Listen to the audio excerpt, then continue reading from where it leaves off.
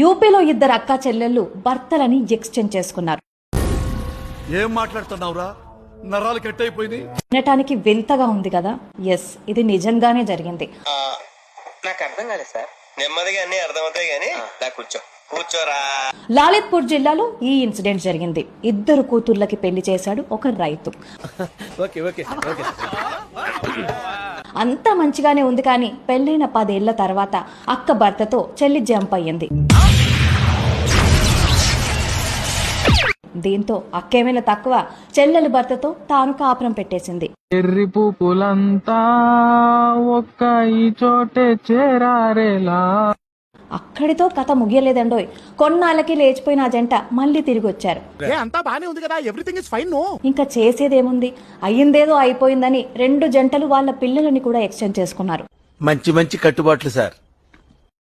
కూతుళ్లు చేసిన ఈ పనికి నా కళ్ళ ముందు కనబడొద్దంటూ వాళ్ళని తరిమి కొట్టేశాడు.